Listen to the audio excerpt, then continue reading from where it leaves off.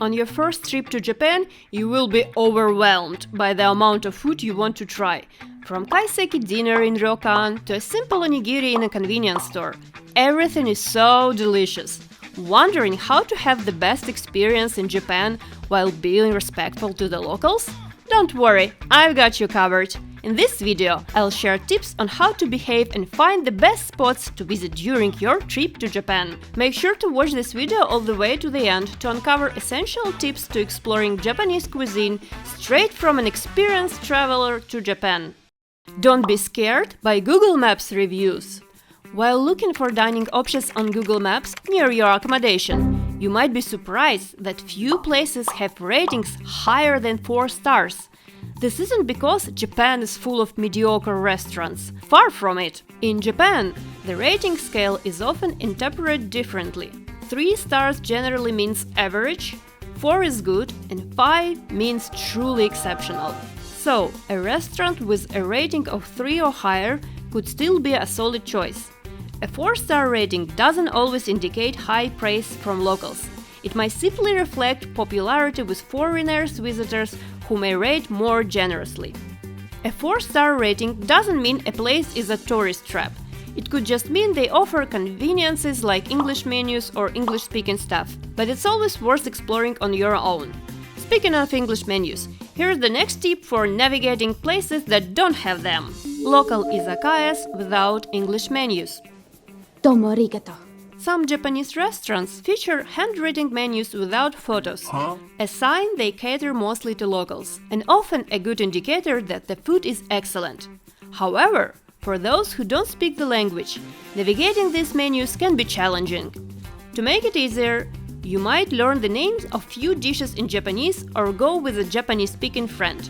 You could also ask if they have a photo menu, as some places keep one on hand. If a restaurant doesn't offer English language service, try to not get frustrated. Their target audience may simply be locals. Instead, embrace the adventure and explore other spots. There are countless excellent options. Otoshi. When visiting an izakaya, be aware that you may receive a small appetizer dish at the start of your meal. This isn't complimentary. It's called an otoshi, and it serves as a table charge. This is not a scam or a tourist-targeted fee, but rather a common practice in Japan. Locals expect it as a part of the experience. Additionally, some izakayas and bars have table charges, which are usually noted on the menu or at the entrance. Lines. Be prepared to wait in line at popular restaurants. In some places, you'll need to sign your name on a waiting list and then sit down until they call you. Many establishments even provide chairs for those waiting. At popular chains like Sushi, instead of signing in manually, you'll receive a queue number and wait for it to be called when it's your turn. Sushi, Yakitori, Ramen chains recommendations. Speaking of big franchises, here are some chains that I visit regularly in Japan. Sushiro for sushi, Torikizoku for yakitori, Kamukura for ramen. These are budget options that are foreign-friendly. I go there every trip to Japan when I don't have more interesting options. One type of food restaurants. One thing you might not realize is that many Japanese restaurants specialize in just one type of food. For example, a tonkatsu restaurant typically serves only tonkatsu and other fried dishes, while some restaurants focus solely on chicken or ramen. So if you're picky or have allergies, it's important to check the menu or restaurant type beforehand, as your option may be limited once you're there. Gluten-free. Finding out gluten-free options in Japan can be challenging, as soy sauce, which contains gluten, is a common ingredient in many dishes. I've listed some gluten-free spots in Tokyo in the descriptions of this video to help you out. A lot of ice in all drinks. Most soft drinks and alcoholic beverages in Japan are served with a lot of ice. If you prefer your drink without ice, you can simply say "no ice" when ordering, or try the easy Japanese phrase "kori nashi." It's simple to remember and helps ensure you get your drink just the way you like it. Kobe beef, worth it? My answer: absolutely yes. But I've only tried it in Kobe itself. Most Kobe beef restaurants open later in the day, around 6 p.m., and some are fully booked days in advance. So if you have a specific restaurant in mind, it's best to make a reservation as early as possible. While many places accept reservations by phone, some also allow online booking. This advice goes beyond Kobe beef. Any popular or specialty restaurant in Japan often requires booking. If you want to try Kobe beef outside of Kobe, be cautious.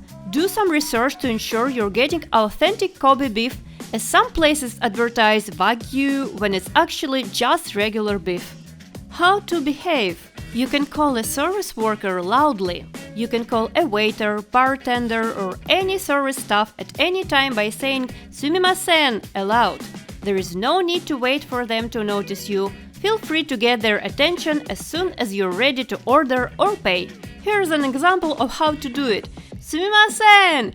Can you please smash that like button and subscribe to the channel?"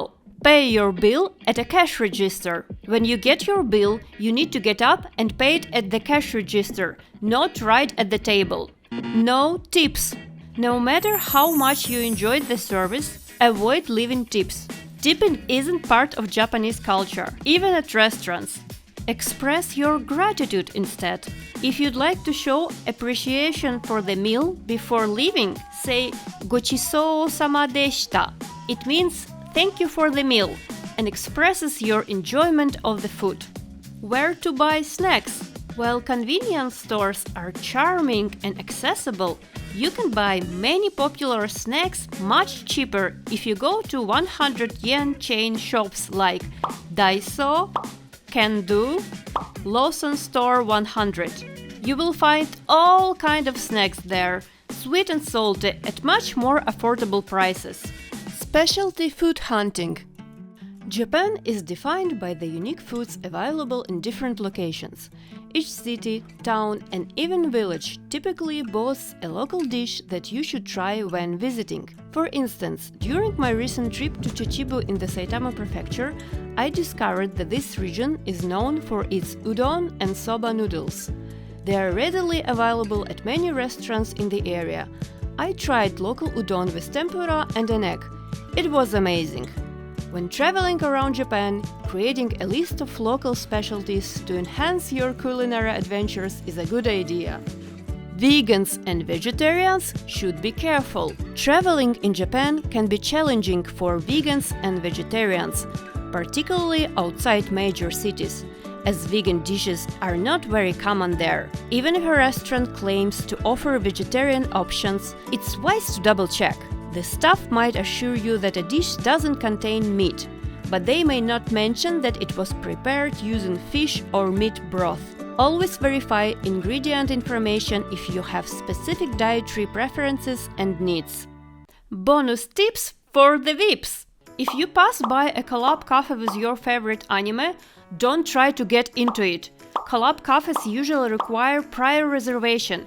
You can't enter them freely. I'll be super honest. The food in collab cafes is usually overpriced and not the best. I go there for vibes and merch.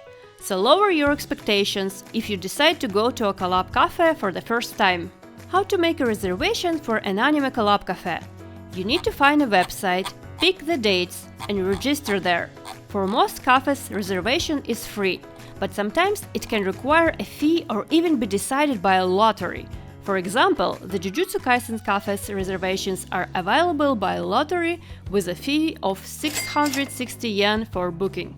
If you like taking pictures of your plushies with your food, as I do, be aware that in most cases it would be absolutely okay, but in some cases you may be asked not to make pictures like that and you need to respect their requests.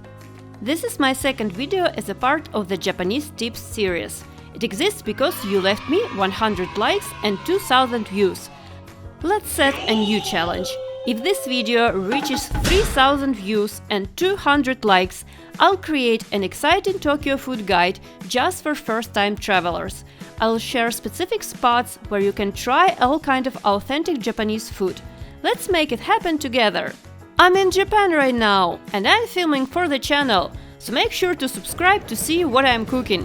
Leave a comment with your assumptions. And smash that like button, because that's how YouTube algorithms work. Thank you for watching this video. If you want more Japan-related videos, watch one of these. I'm already working on my next video, so see you in the next one!